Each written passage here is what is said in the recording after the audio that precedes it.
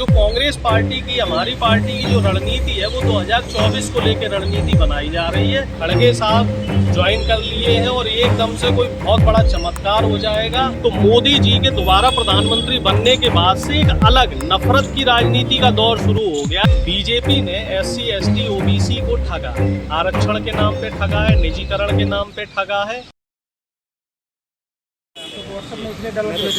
मैं कह रहा हूँ बोलो। हमको मना किया, हम इसलिए भेजते थे। आज कांग्रेस के लिए ऐतिहासिक दिन है। मल्लिकार्जुन खड़गे जी नॉन गांधी परिवार से जो है अध्यक्ष बने हैं। पहले तो आपको बहुत बहुत शुभकामनाएं। बहुत बहुत धन्यवाद। तो क्या कांग्रेस जिस संकट काल से गुजर रही है, क्या आज नए अध्यक्ष मिल जाने की वजह से क्या कांग्रेस का रिवाइवल होगा सभी राज्यों में और 2024 में? देखिए, जो बात कह रहे हैं रिवाइवल की, तो पहले तो मैं आपको क्लियर कर दूं कि इस देश में दो तरह की विचारधारा है।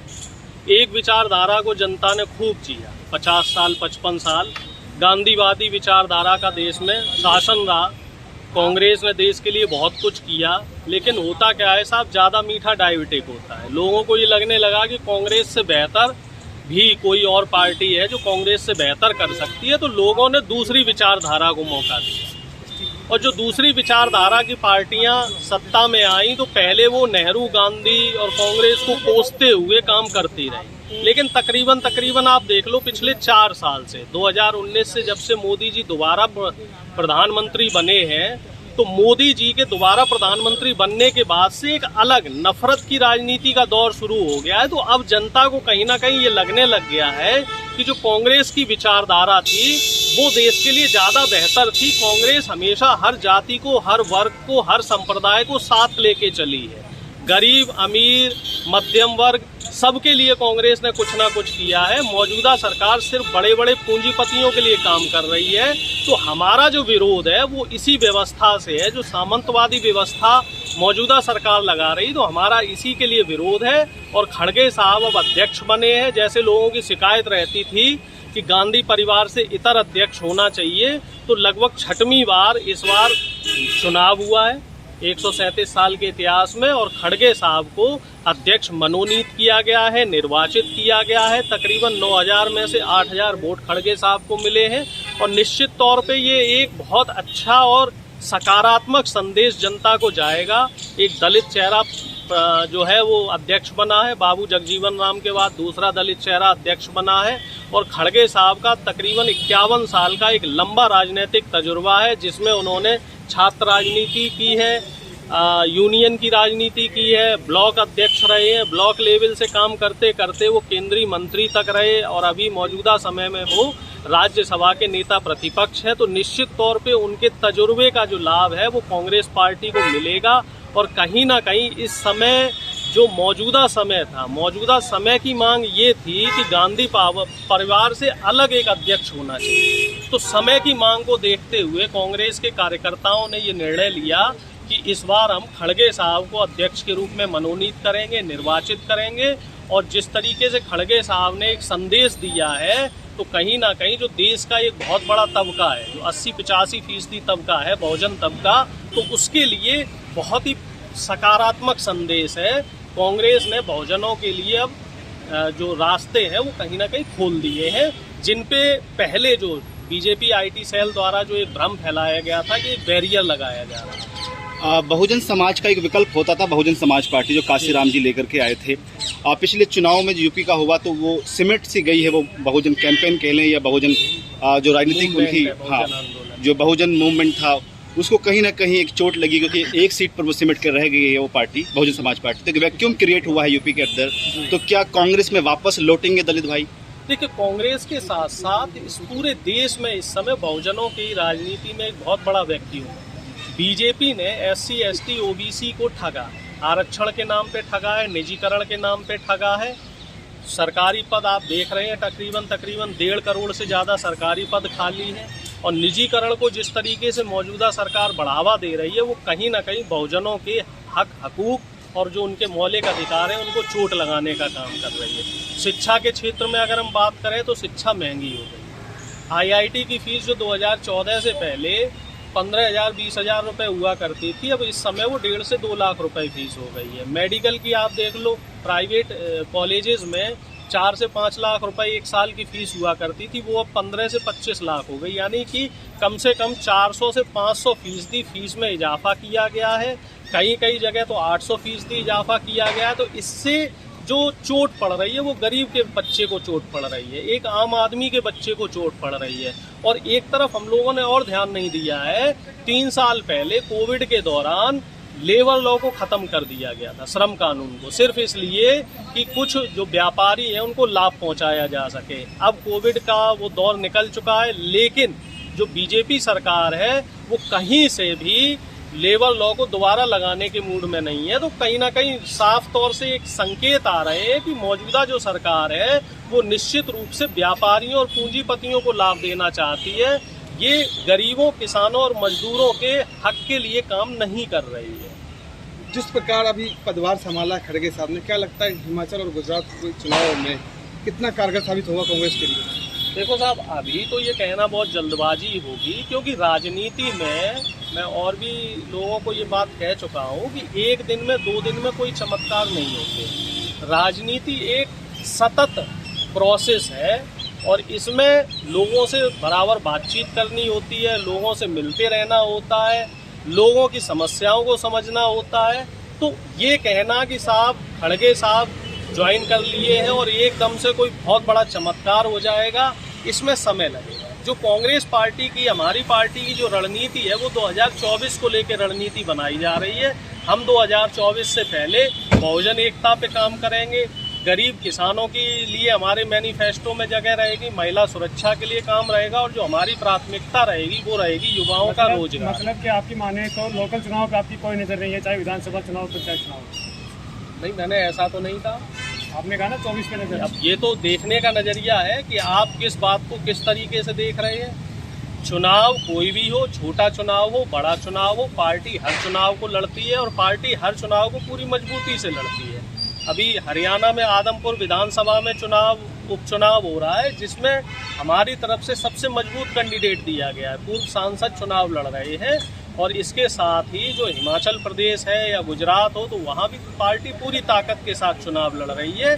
किसी भी चुनाव को कभी भी कोई भी राजनीतिक पार्टी, देखिए राजनीतिक पार्टियों का जो मुख्य उद्देश्य है वो 3 एजेंडे में होता है। पहला चुनाव प्रक्रिया होती है, दूसरा जहाँ पे आप चुनाव लड़ लिए और शासन सत्ता में आए हैं तो वहाँ शासन प्रशासन व्यवस्था को आप कैसे चला रहे हैं, और तीसरा जनता की समस्या को आप किस तरीके से समझते हैं और उनके निराकरण करने के लिए आपके पास क्या योजनाएं होती हैं। और जो पार्टी इन तीनों मोर्चों पे बराबरी से, मजबूती से काम कर लेती है, वही पार्टी लंबे समय तक सरवाइव कर पाती है। कांग्रेस पार्टी का इतिहास 140 साल पुराना है, तो निश्चित तौर पे कांग्रेस पार्टी ने तीनों मोर्चों पे बराबरी से काम किया। अगर हम बीजेपी की बात करें तो बीजेपी सिर्फ एक मोर्चे पे सफल है। ये हमेशा आपने देखा होगा, 24 घंटे और 12 महीने ये चुनावी मोड में रहते हैं। चुनाव के अलावा इनके पास और कोई एजेंडा नहीं रहता है। ना तो ये युवाओं के रोजगार पे काम करना चाहते हैं, ना ये शासन प्रशासन व्यवस्था की तरफ इनका कोई ध्यान है,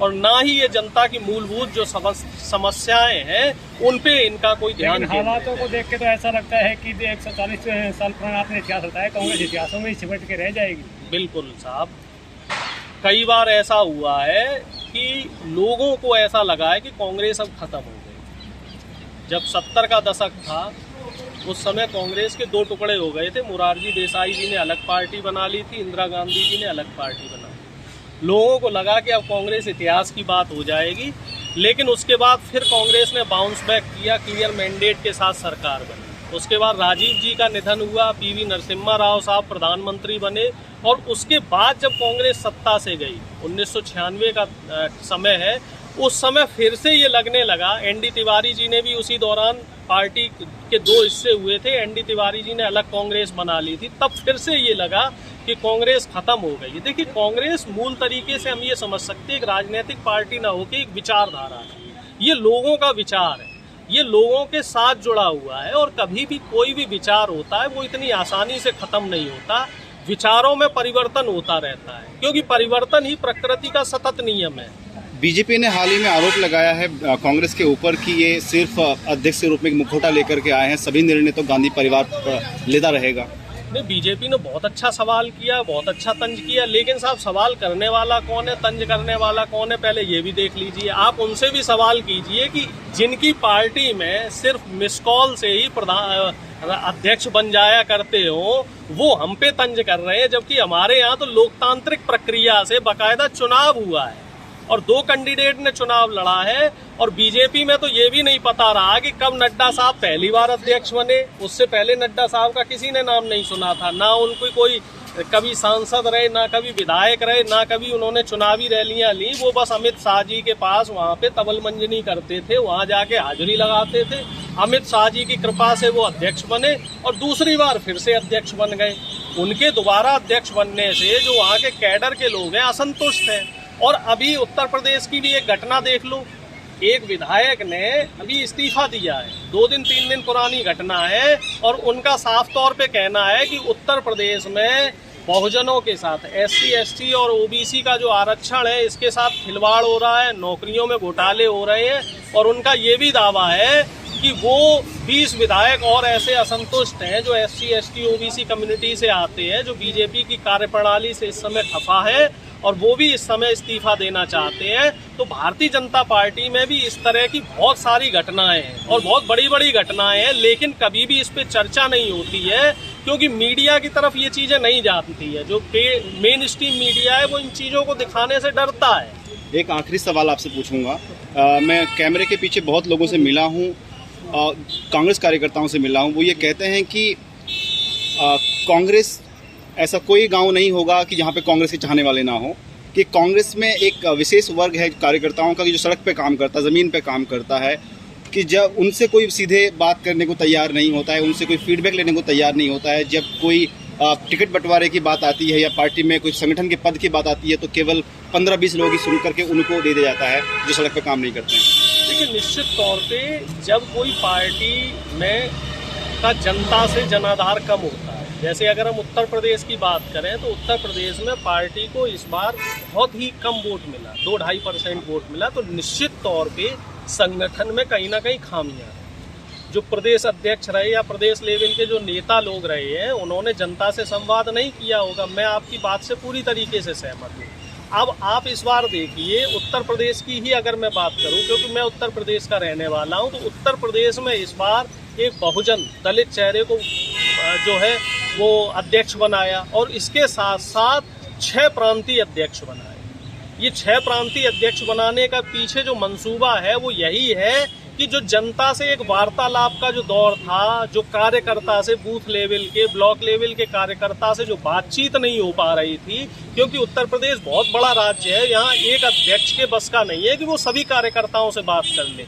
तो इस वजह से उत्तर प्रदेश को 6 प्रांतों में विभाजित कर दिया गया है और हमें उम्मीद है कि जो 6 के 6 जो प्रांतीय अध्यक्ष हैं और जो प्रदेश अध्यक्ष हैं, ये सब 7 लोग मिलके पार्टी को इस बार मजबूत करने की कोशिश करेंगे। और इसमें हर जाति का और हर वर्ग का समावेश किया गया है। ब्राह्मण भी रखे गए हैं, मुस्लिम चेहरे भी हैं, दलित भी हैं, OBC है, सबका एक कॉम्बिनेशन बनाया गया है जिससे कि हर वर्ग अपने आप को सहज महसूस करे और अपनी बात को खुल के पार्टी के प्लेटफॉर्म पे रख सके। और निश्चित तौर पे मैं आपको आश्वासन दूंगा, जो भी कमियां कार्यकर्ता जो भी नाराजगी जता रहे हैं, इनकी नाराजगी को दूर करने के लिए कांग्रेस पार्टी, हमारी पार्टी निश्चित रूप से दिन रात एक करके मेहनत करती रहेगी और आगामी चुनावों में इसके आपको सकारात्मक परिणाम देखने को मिलेंगे। क्या लगता है खड़गे साहब का अध्यक्ष बनने के बाद कांग्रेस का अस्तित्व या जनाधार बढ़ेगा? निश्चित तौर पे बढ़ेगा।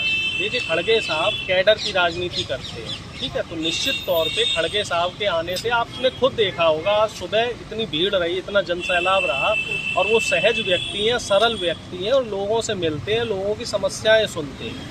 जो अभी आपने सवाल किया था कि कहीं ना कहीं नेताओं ने कार्यकर्ताओं से मिलना बंद कर दिया, तो वो मैं मानता हूं कि वो एक जो विंडो था उसमें कहीं ना कहीं अवरोध आ गया था। तो खड़गे साहब के आने से वो जो विंडो बंद हो गई थी, अब वो विंडो खुल जाएगी और कार्यकर्ता अपने आप को सहज महसूस करेंगे और अपनी बात को खुल के रखेंगे, जिससे कि पार्टी के लिए बेहतरी में काम हो सके। धन्यवाद अरुण जी, हमसे बात करने के लिए।